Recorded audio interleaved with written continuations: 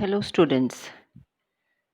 पिछले लेक्चर में हमने मसल कॉन्ट्रैक्शन पूरा कर लिया था और आज हम यूनिट थर्ड का ही नेक्स्ट टॉपिक शुरू करेंगे, नर्वस सिस्टम।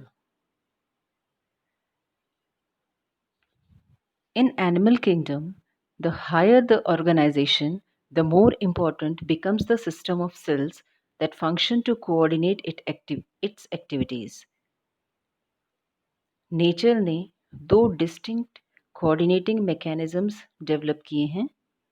इनमें से एक केमिकल मैसेंजर्स यानी हार्मोन्स की रिलीज और सर्कुलेशन पर डिपेंड करता है, जो सेल्स की एक्टिविटी को रेगुलेट करने में सक्षम होता है।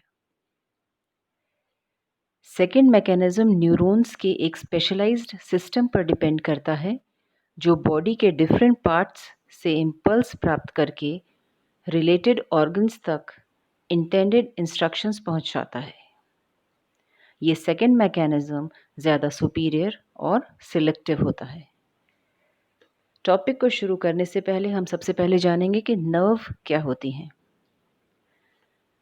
Nerve is a group of long, thin, thread-like fibers that carry information or instructions between the brain and the other parts of the body. ये नर्व्स सेंट्रल नर्वस सिस्टम के संचालन में काम करती हैं। नर्व्स व सेंट्रल नर्वस सिस्टम मिलकर body का नर्वस सिस्टम बनाते हैं। Now, what is nervous system?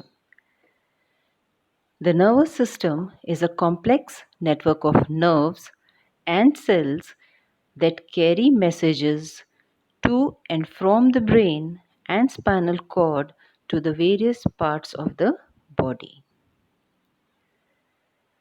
Nervous system का स्ट्रक्चरल यूनिट न्यूरॉन कहलाता है, जो कि डिफरेंट शेप की स्पेशलाइज्ड सेल्स होती हैं, जिसमें इरिटेबिलिटी और कंडक्टिविटी के कैरेक्टर्स वेल डेवलप्ड होते हैं। Classification of neurons. न्यूरॉन्स को दो प्रकार से क्लासिफाई किया जा सकता है। सबसे पहले on the basis of functions. Functions के आधार पर न्यूरॉन्स चार प्रकार के होते हैं। पहला, रिसेप्टर न्यूरॉन। ये सेल्स एक्सटर्नल एनवायरनमेंट में होने वाले चेंजेस से स्टिमुलेशन को रिसीव करता है।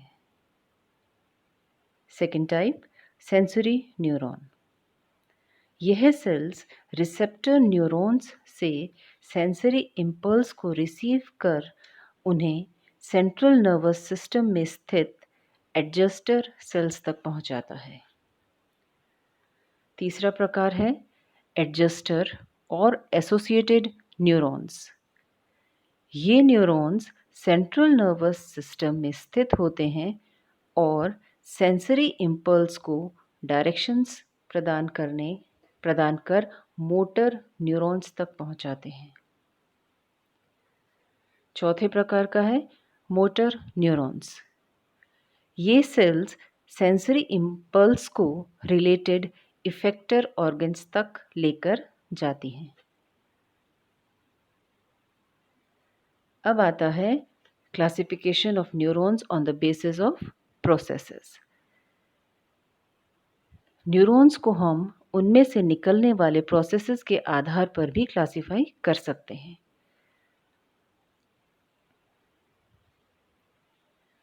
Structural classification of neuron is based upon the number of processes that extend out from the cell body and can be divided into three major groups. First है multipolar neurons. ये most common type के nerve cells होते हैं जिनमें दो या मोर processes पाए जाते हैं।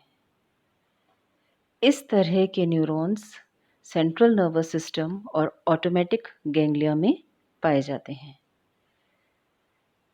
Bipolar neurons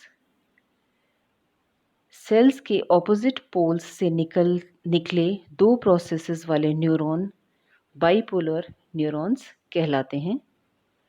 They are found in spiral ganglia of the cochlea, in the vestibular ganglion, and in the olfactory neuroepithelium.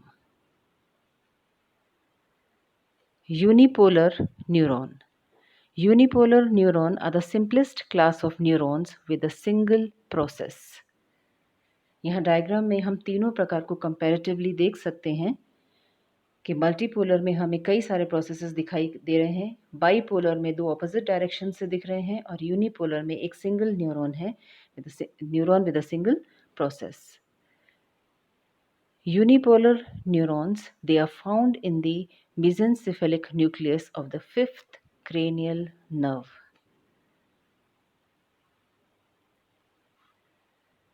अब हम पढ़ेंगे न्यूरॉन का structure in detail.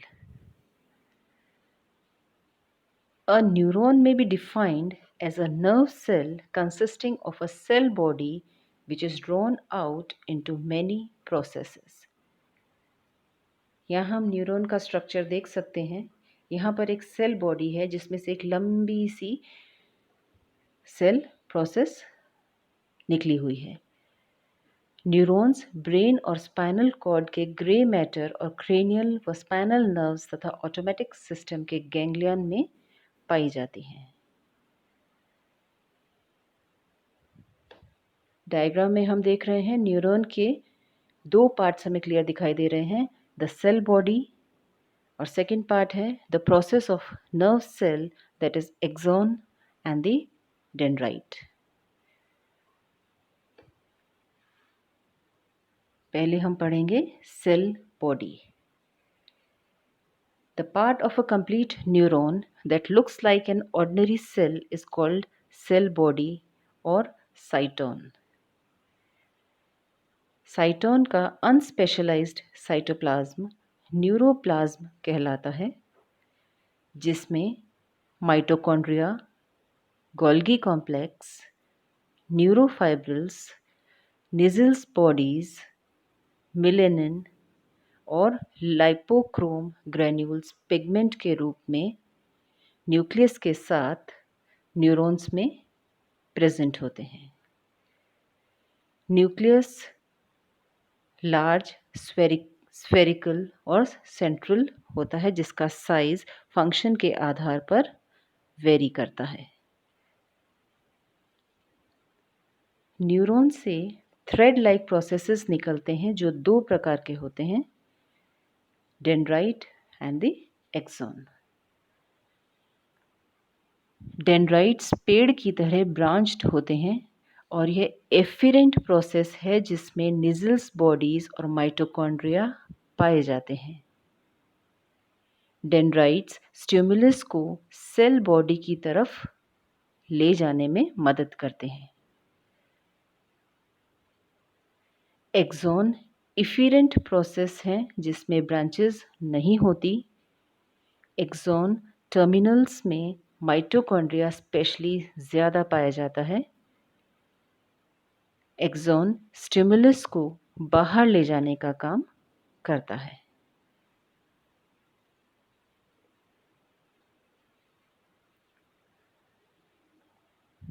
Nerve fibres. Next topic है हमारा नर्व फाइबर्स. क्या होते हैं ये nerve fibres? An axon and its sheath are commonly called a nerve fibre.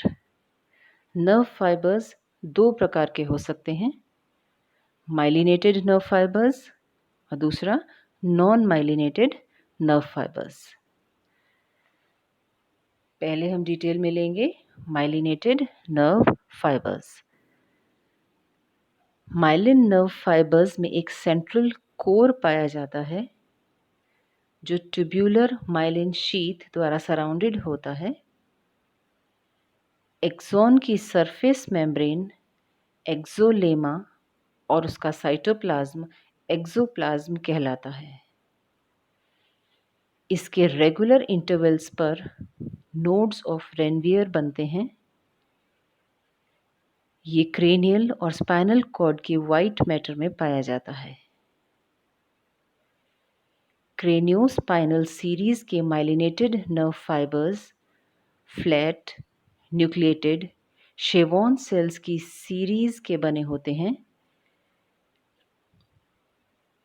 Node of Ranvier दो शेवॉन सेल्स के बीच का गैप या जंक्शन होता है।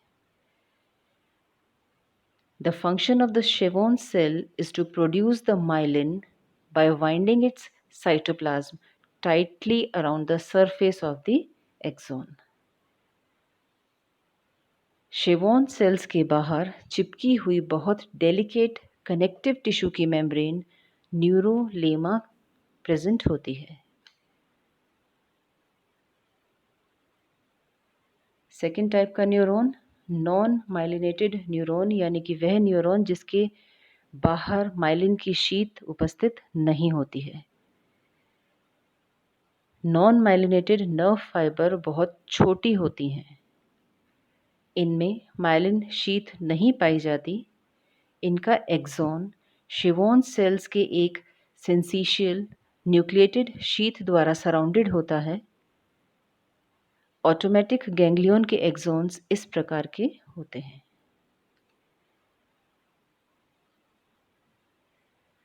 अभी तक तो हमने पूरा स्ट्रक्चर ही पढ़ा है, केवल न्यूरॉन्स का स्ट्रक्चर, टाइप ऑफ न्यूरॉन्स। अब हम शुरू करेंगे the origin and propagation of nerve impulse, यानी कि नर्व इम्पल्स का संचरण। क्या होता है ये nerve impulse? The nerve impulse nerve fibre पर फिजियोलॉजिकल एक्टिविटी की एक वेव के संचरण या प्रोपेगेशन में होने वाली फिजिकल या केमिकल इवेंट्स का सम टोटल होता है। Propagation of nerve in non myelinated fibre, यानी कि नर्व इम्पल्स का संचरण नॉन माइलिनेटेड फाइबर में अलग होता है और माइलिनेटेड फाइबर में अलग तरह से होता है। Propagation of nerve impulse in the myelinated fibre, इसके अंदर नर्व फाइबर्स की आउटर सरफेस पॉजिटिवली चार्ज्ड होती है और इनर सरफेस नेगेटिवली चार्ज्ड होती है और यहाँ पर पोटेशियम आयंस पाए जाते हैं।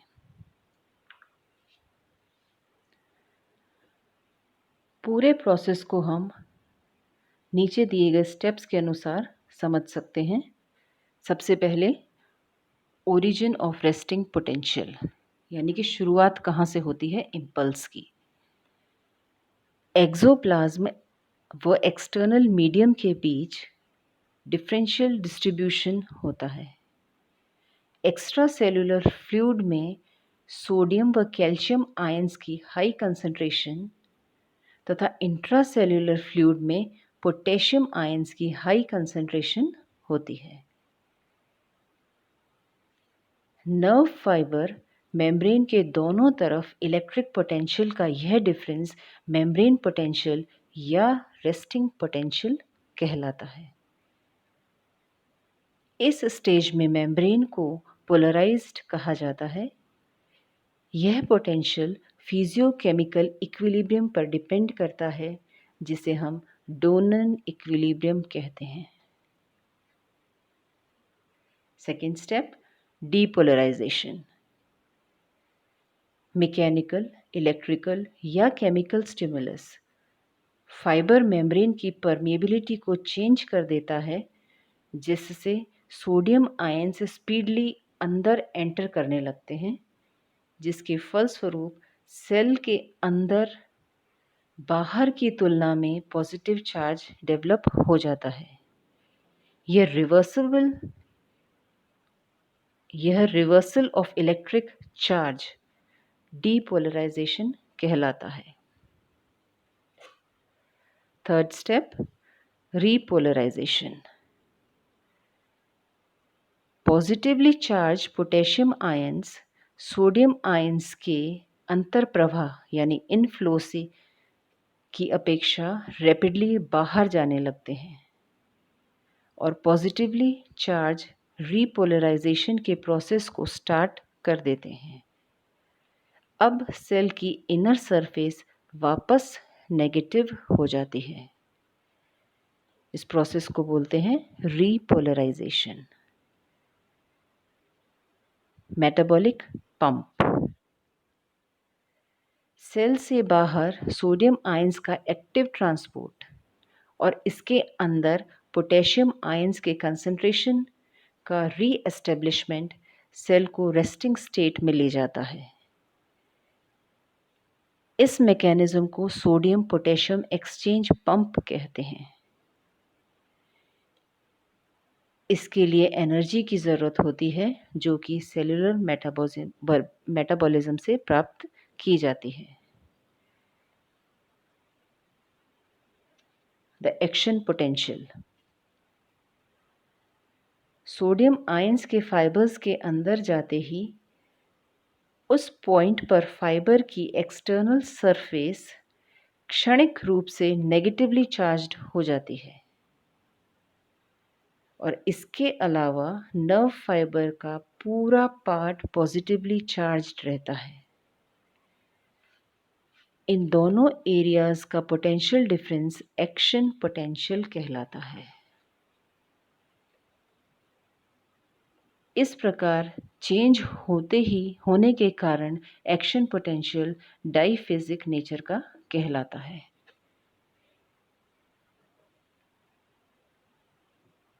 किसी फाइबर में एक्शन पोटेंशियल के स्टार्ट होने के लिए उस पर एक डेफिनेट थ्रेशोल्ड वैल्यू के स्टिमुलस का एप्लीकेशन ज़रूरी है, जिसके प्राप्त होते ही इम्पल्स अपनी मैक्सिमम हाइट पर पहुंच जाता है और नर्व इम्पल्स को ऑल और नन फिनोमेनन कहते हैं। कंप्लीट एक्साइटेबिलिटी के बाद यह इनएक्साइटेबिलिटी का पीरियड एब्सोल्यूट रिफ्रैक्टरी पीरियड कहलाता है। नर्व इम्पल्स नर्व फाइबर्स से होकर धीरे धीरे आगे बढ़ता है। यह एक रीजनरेशन प्रोसेस है जो ऑटोमेटिक सेल्फ रीइंफोर्समेंट को जन्म देता है। इस प्रकार इम्पल्स अग्रसर होने वाले डीपोलराइजेशन और रीपोलराइजेशन की सेल्फ प्रोपेगेटिंग वेव है।